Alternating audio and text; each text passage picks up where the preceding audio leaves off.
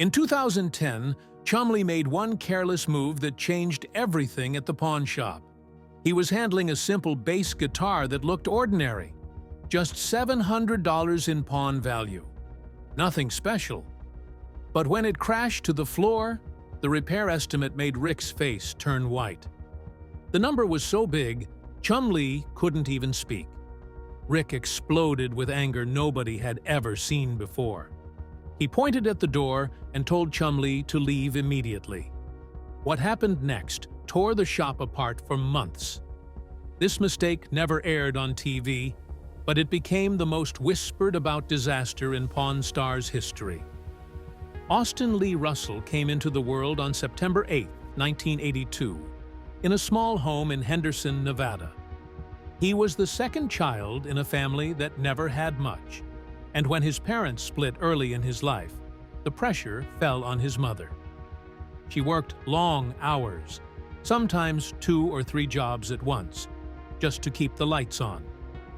Most nights she came home tired, but she still tried to make things feel normal for Austin and his siblings, Sage and Tara. Money was tight, so she often bought old items from garage sales and flipped them for a few extra dollars. Austin watched her turn used things into rent money, and without even knowing it, he started learning how value worked. He saw how something that looked ordinary to one person could mean something to someone else. Those early days planted the first quiet seeds of the pawn shop life he would one day step into.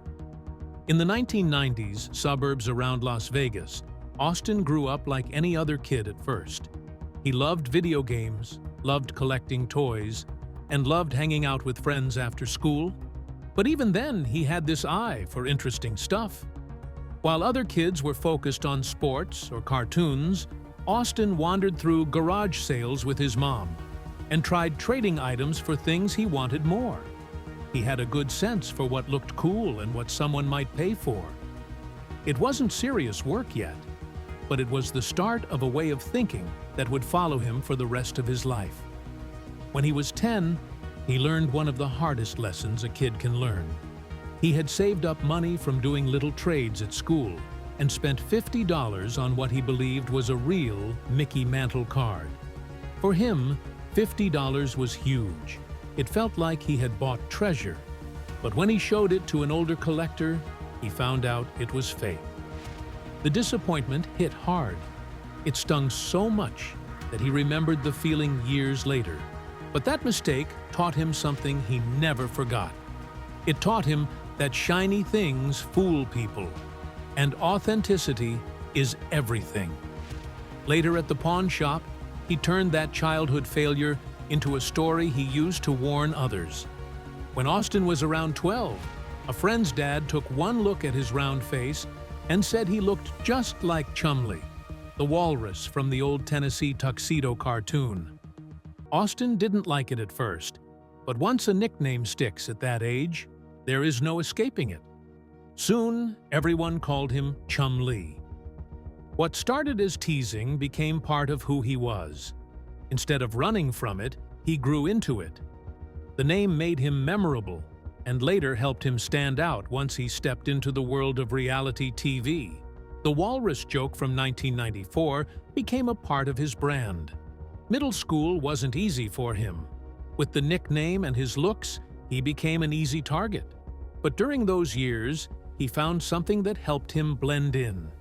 Pokémon cards became the big thing in the late 1990s, and Chumlee realized he could trade, buy, and sell them for a small profit.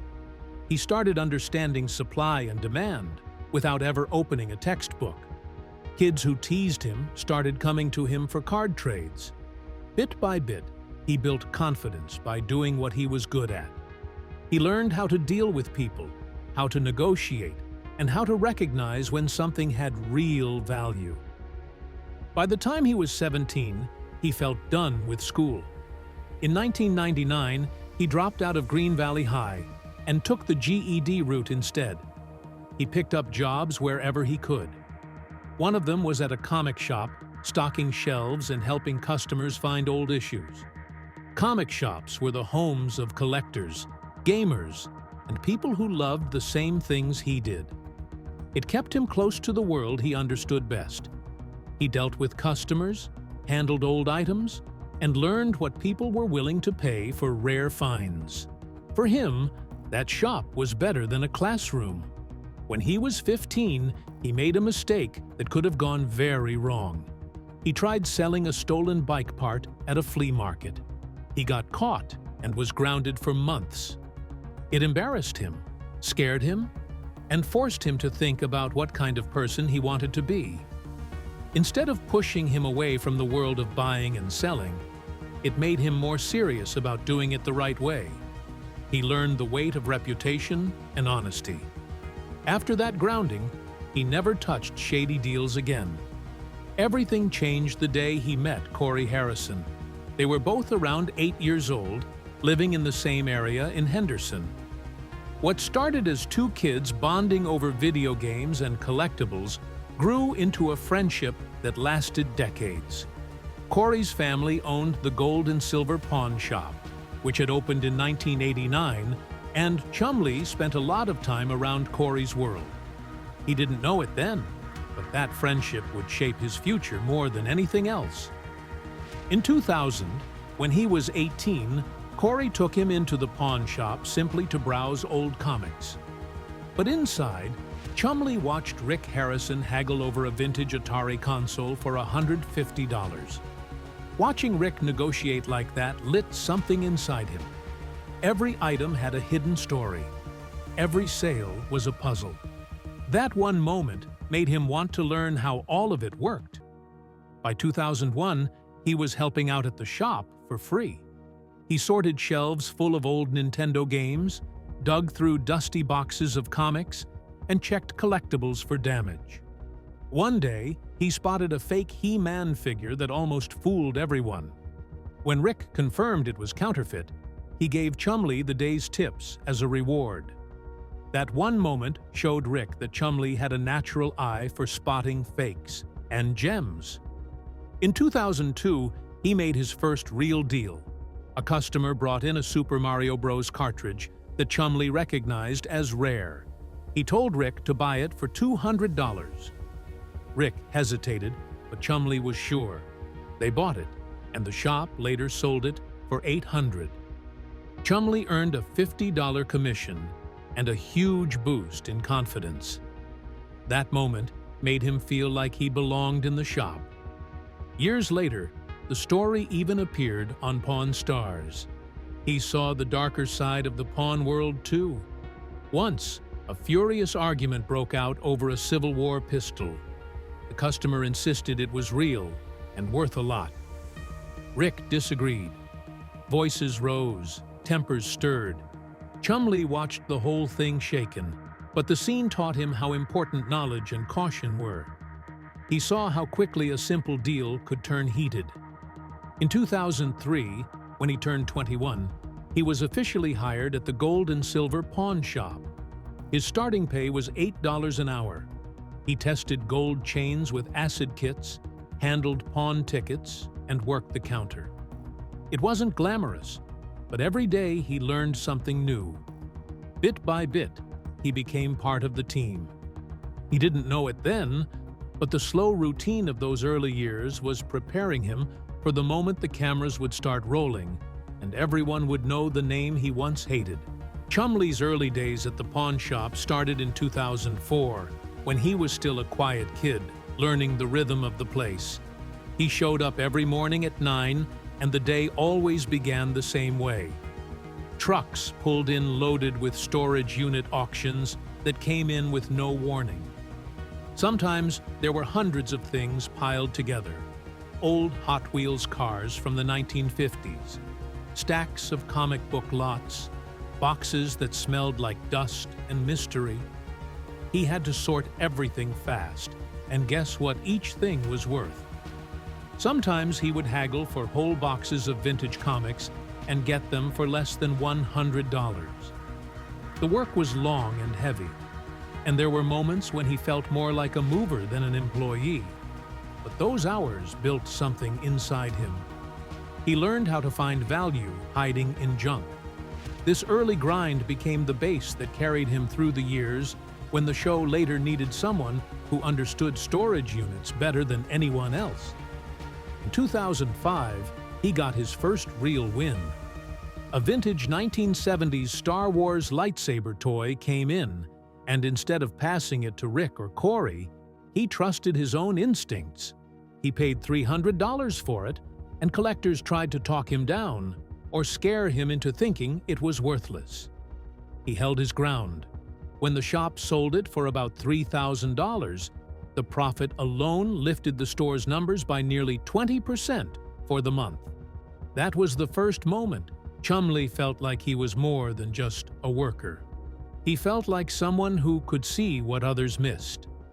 Word spread in the shop. Word spread among the local collectors. It was the first time he realized he could shape his own place in the business if he kept going. But the next year reminded him how fast things could go wrong. In 2006, he bought a Rolex for $1,200, thinking it was real. Rick checked it, saw it was fake, and exploded. It was the first time Chumlee heard him say, "You're fired," with real anger behind it.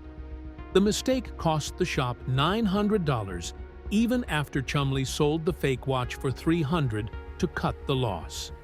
He apologized again and again until Rick calmed down. Rick let him stay, but the lesson never left. From that day on, Chumlee double-checked everything.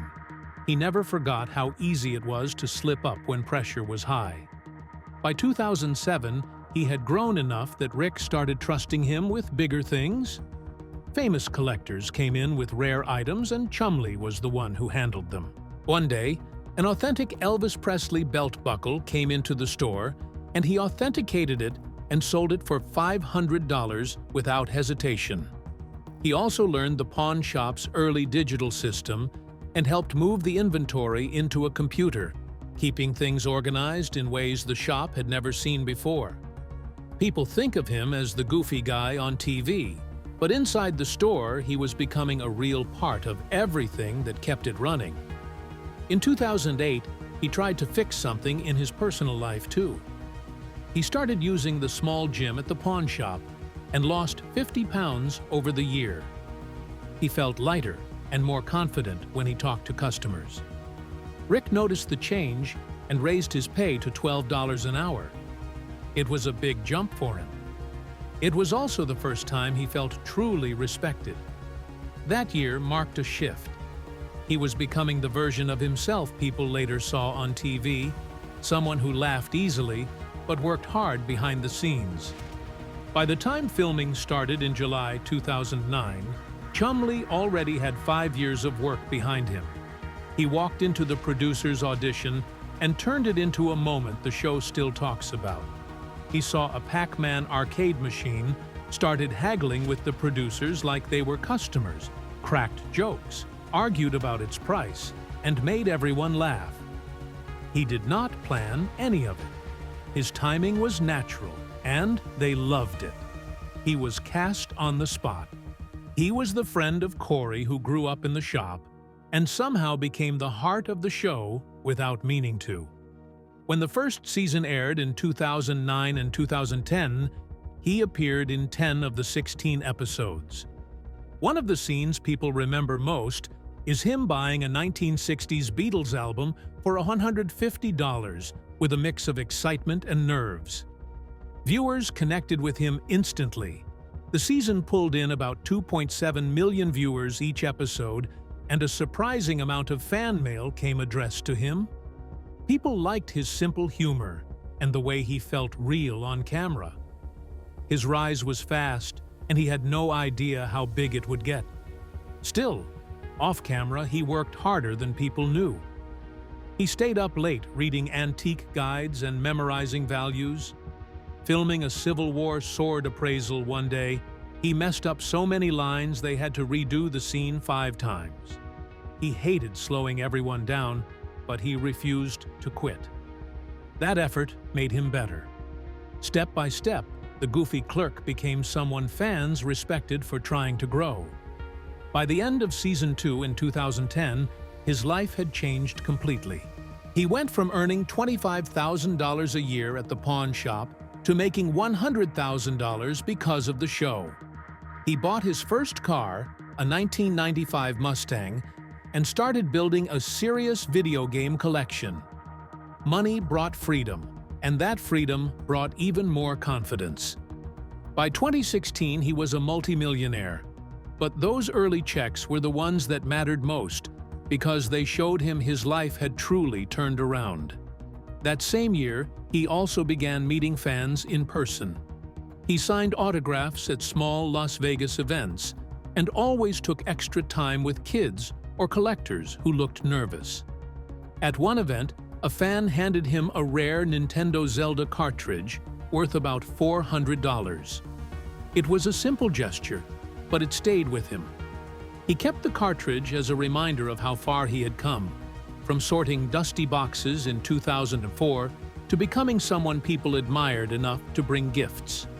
It began in 2011 when he shocked fans by walking into the shop with a 1920s-style Tommy gun replica he bought for $2,500. Most people expected him to mess it up, but the experts said it was a solid replica worth about $5,000. When he sold it for that amount, Rick Harrison actually smiled and gave him rare praise. Fans loved watching Chumlee flip the script and show he could think for himself.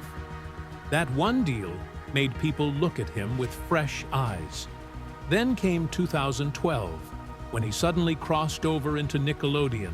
He appeared as himself in the iCarly episode I Lost My Head in Vegas, standing next to Rick and Corey in front of nearly 4 million young viewers.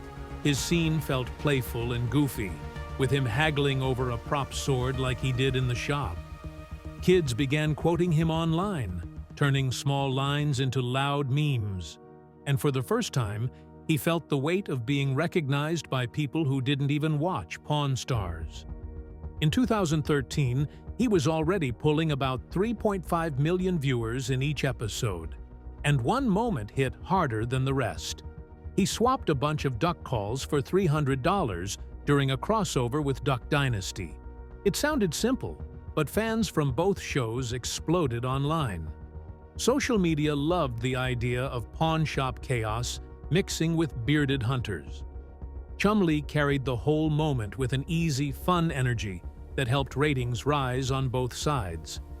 By 2014, his name was big enough that he tried something new.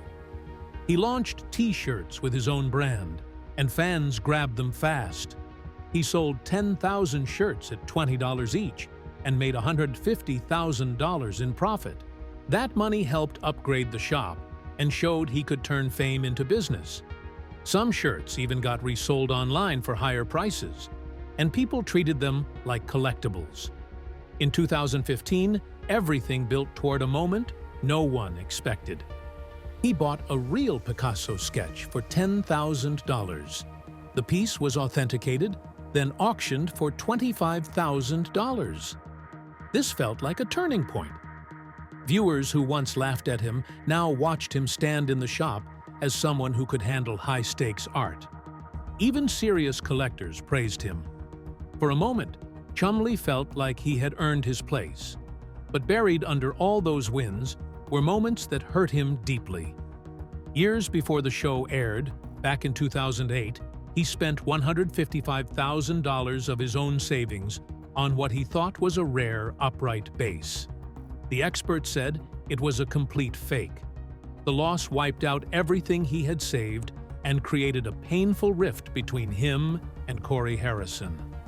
Fans learned about it later, and the story became part of Pawn Stars history, showing how easily trust can snap when money is involved. Chumlee admitted he had no business buying an expensive instrument, and the mistake haunted him for years. He stumbled again in 2012 with an ugly guitar he overpaid for during Season 5. He put down $3,500 too much, and once the guitar was appraised as a fake, the shop lost $2,000. Rick scolded him on camera, and the moment stuck with viewers. It became one of the show's biggest warnings about buying without knowledge. Chumlee tried to laugh it off, but the mistake cut deeper than the cameras showed. The next year brought another hit. In 2013, he bought 3 Rolex watches for $4,000, thinking he scored a deal. The experts later revealed all 3 were fake. It pushed the shop to create a new rule that banned him from handling luxury buys unless an expert was present. Fans joked about it, but the embarrassment was real. It forced him to face the truth that confidence without skill can be dangerous. In 2014, things boiled over again when he pushed to buy an arcade game even after an expert said it was trouble. The game turned out to be broken and cost the shop $1,500. Rick confronted him on camera, and the tension felt heavy. Fans debated who was right, and the shop had to change how they checked electronics after the argument. The moment showed how stubbornness can turn a simple buy into a loud problem. By 2015, the stress of fame and mistakes began to show on his body. He had gained about 30 pounds again, and viewers started trolling him online. The jokes, the memes, and the comments piled up.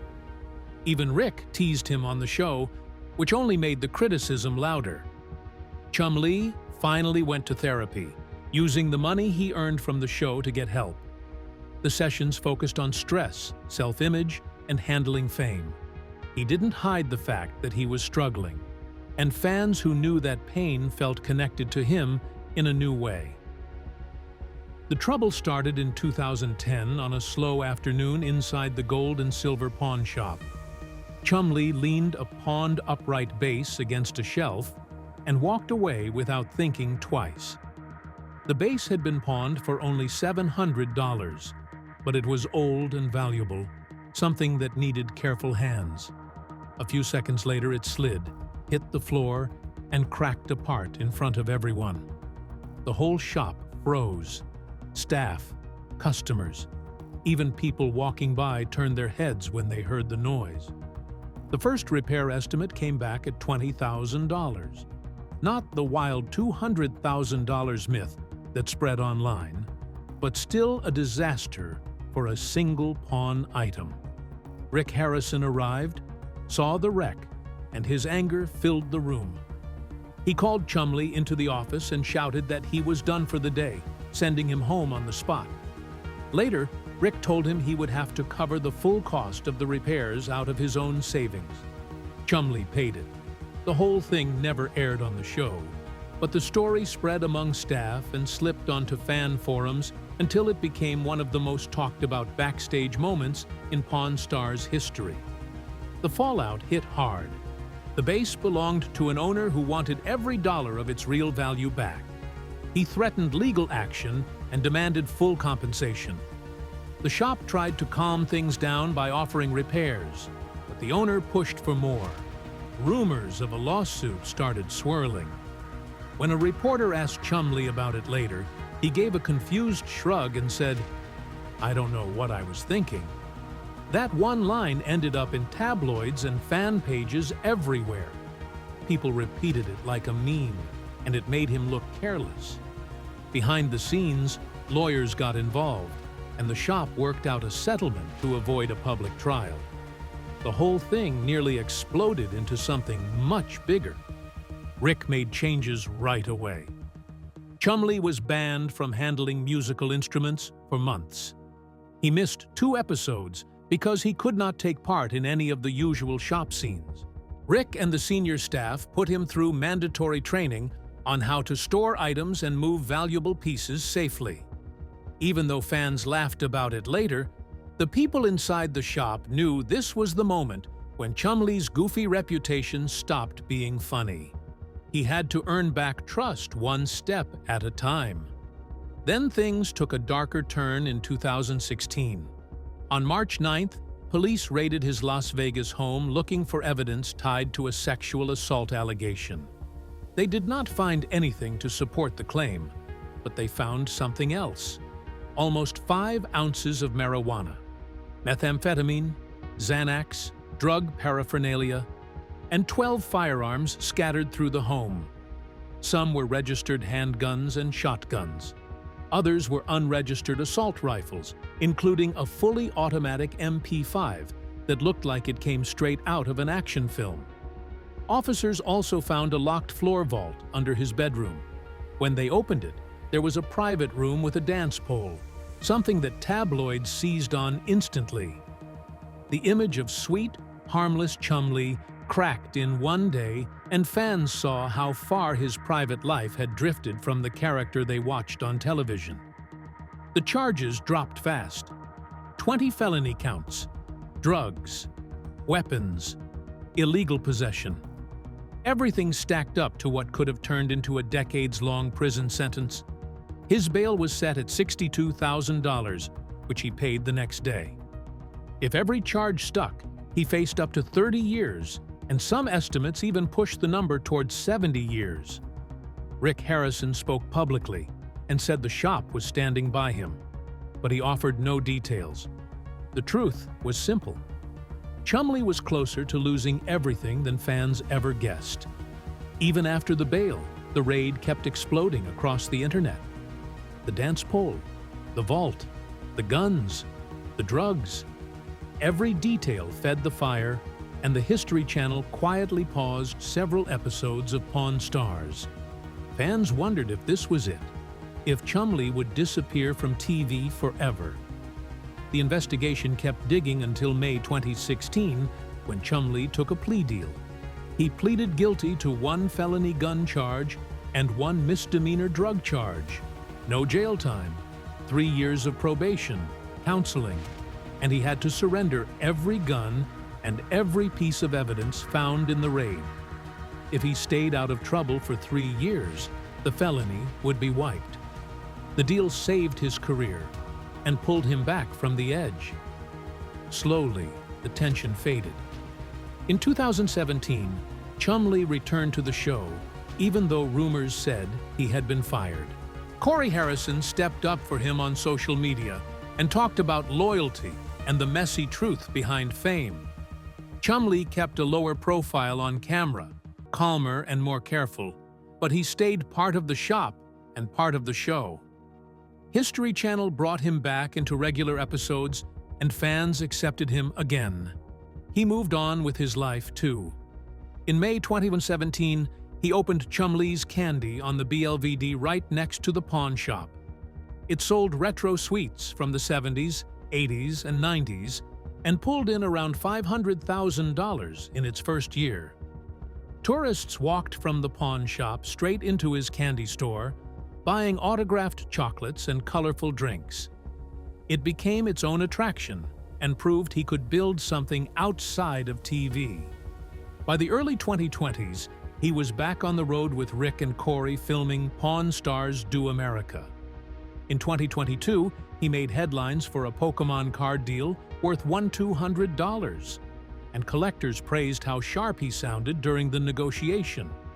The show pushed him deeper into pop culture collectibles like Magic cards, where he was known to gamble big and surprise even longtime fans.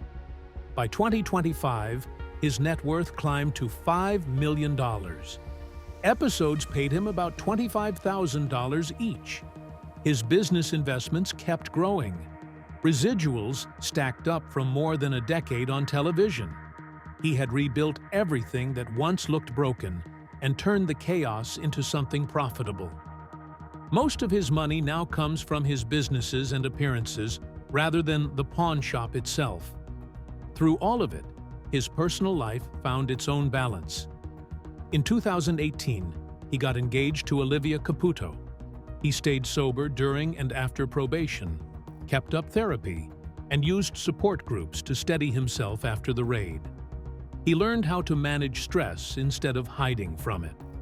Those quiet habits kept him from slipping back into trouble and helped him build a life that felt solid again.